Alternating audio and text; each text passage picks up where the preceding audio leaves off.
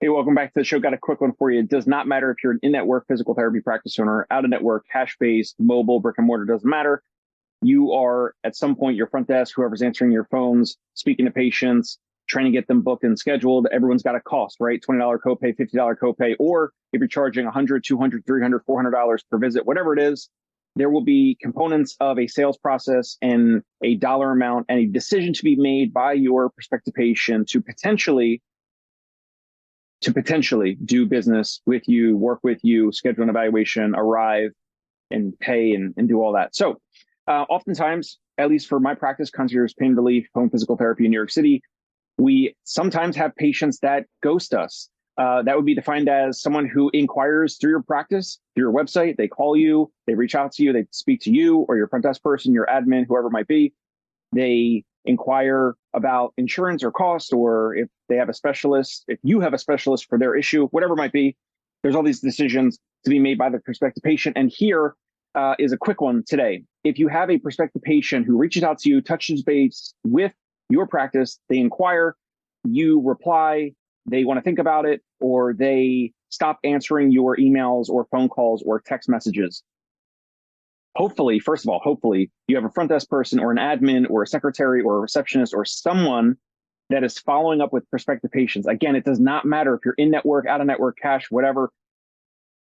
I'm cash and out of network insurance. We have out of network insurance billing and private pay. So that's that. But this works as well with in network. And if you have patients, prospective patients that ghost you, they show an initial interest for whatever reason, and then for whatever another reason, they draw back, they walk away, they stop answering your phone calls, your text messages, your emails, whatever it might be, even if you and your front desk staff follow up with them one time or two times or whatever.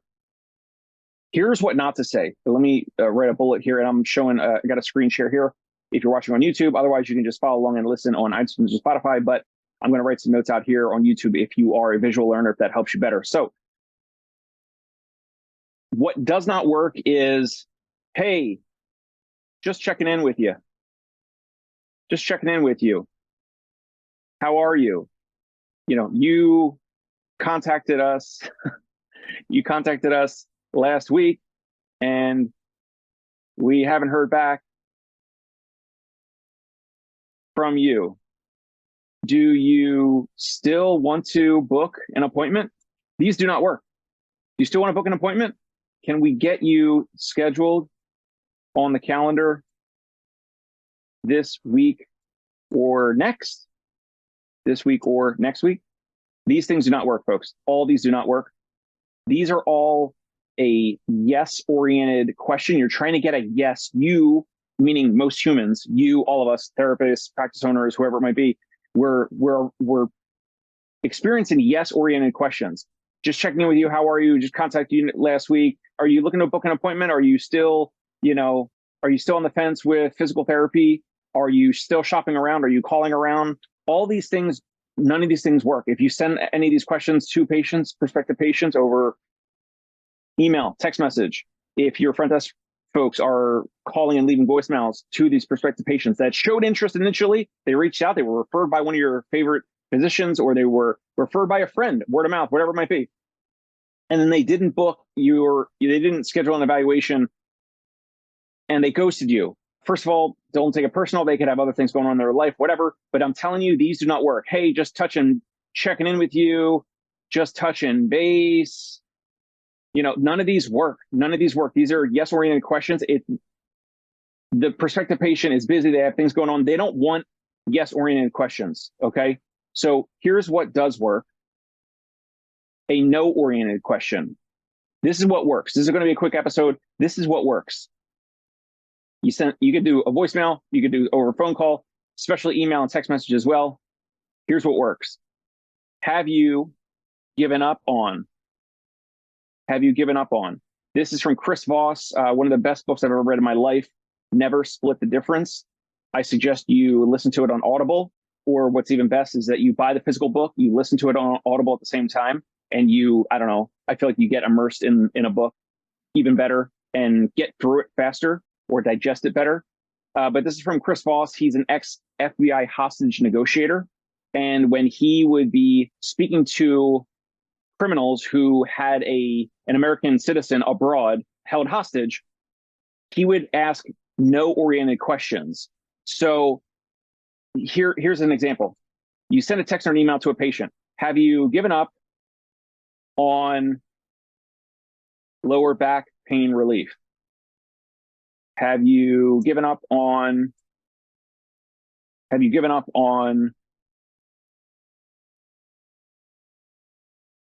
starting sciatica treatment? Whatever, have you given up on? Are you walking away from? Are you walking away from the idea of natural pain relief, which would be physical therapy? Are you walking away from? So have you given up on lower back pain treatment? Most people, that they know that they want, like salespeople, car salespeople, anyone that sells anything, historically it was like, get people to say yes. You want to get them to say 3 or 4 or 5 yeses at the end. And then, then you trick them and you book them, you sell them. Oh, if someone's selling a car, oh, this is the car that you said you wanted, right? And it's got the color that you liked, right? And it's got the features and the benefits, the features of the car that you were looking for. You said you wanted a sunroof, and you said you wanted leather interior or whatever. It has these features that you preferred, right? And the consumer's like, yes, yeah, it's a car with 4 wheels, and yes, it's got leather interior and a skylight or whatever. And oh, you said this was in your budget, or this would be in your budget. Yeah, like that's old school sales, which is you're trying to get the person. They're trying to get the person to answer yes several times, leading toward the end of the interaction, towards the end of the close, which would then have the consumer, the potential customer, or in this case, the potential patient, making a decision about their health and wellness and treatment and physical therapy and all that. And Chris Voss and this book, Never Split the Difference, has beyond enlightened me. And this is what works. This will work for patients that ghost you in your practice if they don't answer emails or phone calls or text messages or whatever. Have your front desk person, whoever reaches out to patients, do it tomorrow. Do it today. If you're listening to this right now, do it as soon as possible. And just send this. It could literally be like, hi, Mary. Hi, John. Have you given up on? Not like, hey, hope your week's doing well. Hope your day is going good. And I hope you're okay. Just get right to it. Hi, John. Have you given up on lower back pain treatment? Have you given up on Parkinson's rehab? Have you given up on whatever it might be? So you want to get away from these yes-oriented questions. Are you looking to book an appointment? You want them to say yes. The prospective patient has reservations for whatever reason. Maybe they don't want to make a decision. They don't want to make the wrong decision. They don't want to go somewhere and spend money and it not work. So maybe they don't trust themselves. Maybe they don't trust you in your practice and the program or the treatment that you're offering, but also they know that they have to meet you halfway and they have to put in time and effort to get better with therapy. So they might not even trust themselves. So don't take it personal. It might not even be you at all. But this is what gets them to reply. And even if they reply, it doesn't mean that they're necessarily going to book an appointment with your practice on the calendar, on the schedule today or the next week or two. It will get them to reply, and you will get a better pulse of where they're at in their decision-making process. They might say, oh, they might reply to this. So the question of, have you given up on starting sciatica treatment? And they might say, oh no, I was actually just readmitted to the hospital. That's why I didn't reach back out to you guys. I had, intractable pain or something and had to go get epidural, shot or something like that, in worst case scenario. Or they might reply to this, have you given up on starting sciatica treatment? They might say something like, they might give a reason or an excuse in regards to their busyness with their work schedule, their calendar, their family life, whatever, and trying to think about how they're going to schedule your visit with them into their busy schedule. But you will get a response. And if you get a response, then you'll understand a little bit more where they are in the decision-making process. If they do not reply, then now you do know, yes, they have given up lower back pain treatment relief, or yes, they have given up on the fact, or they have given up on the possibility of working with you. Don't take it personal, but if they don't answer, you just move on. You know that something's going on with them, and it just wasn't the right fit or something. They're just not your ideal patient or client or whatever. So if they don't answer, that is a response, meaning that they have given up on working with you. So you could just move on. You could just send this, one time over text or email or whatever.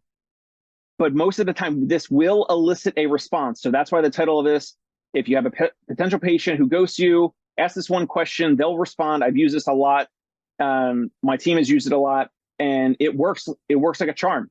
Have you given up on, and then not the thing that you care about the most, which is, you might say, a treatment modality or your type of program or whatever, but it's the thing that they care about. So for me, here's an example. So with Parkinson's, we have a Parkinson's breakthrough program. All right. We kind of we just named like standard Parkinson's rehab. So we have this thing, we call it, it's on our website, it's called the Parkinson's Breakthrough Program. Okay. Now, I would not say, have you given up on the Parkinson's Breakthrough Program? Now I'm on 2 pages here. Sorry. All right. If you're following me on YouTube, you'll see. Have you given up on our Parkinson's Breakthrough Program? This will not work. This will not work. Instead, what do people care about with Parkinson's? They care about balance and strength and stability, but they want to move. They want to have independence. They want to have control of themselves, of their health decisions. They want to live longer. Have you given up on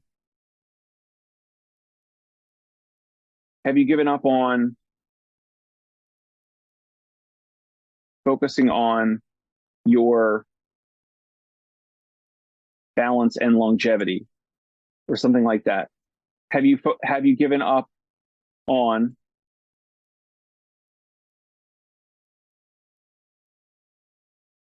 starting to improve your whatever they care about the most, walking, whatever these are? Then you use the words from the previous call or the initial call or the initial interaction with this prospective patient.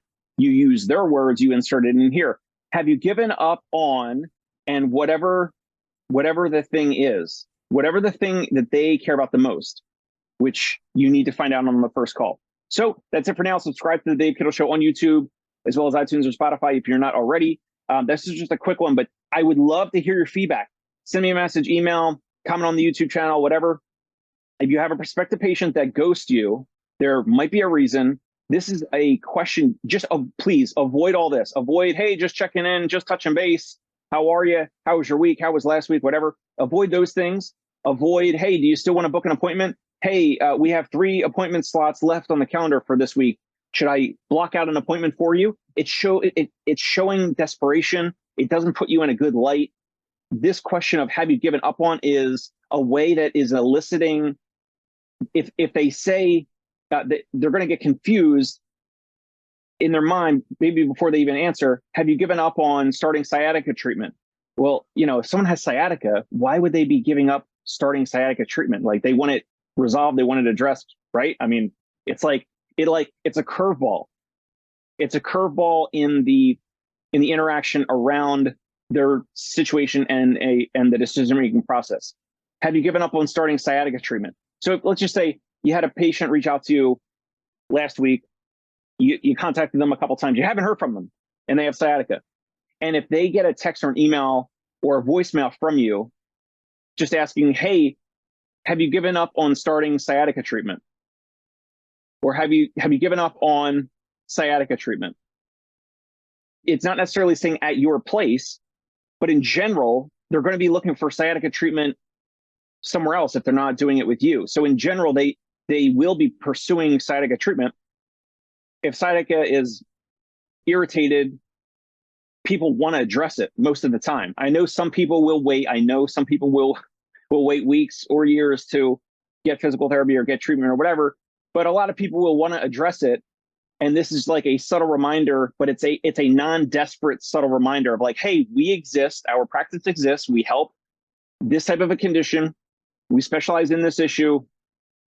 Have you given up on finding a provider? Have you given up on starting treatment for it? So hopefully that helps. Let me know if it works. And if it does, definitely comment or send me a message, and I would love to hear it. And we'll catch you next time here on the show. Thank you. Bye. Hey, it's Dave Kittle. Are you a healthcare business owner or physical therapy practice owner who is looking to figure out your succession plan or exit strategy? We might be able to help. And in fact, we may be interested in acquiring your practice. If you're interested, you can reach out to me. Shoot me an email at dave@conciergepainrelief.com. That's DAVE at CONCIERGE, painrelief.com. Or you can call me at any time, 646-781-8884.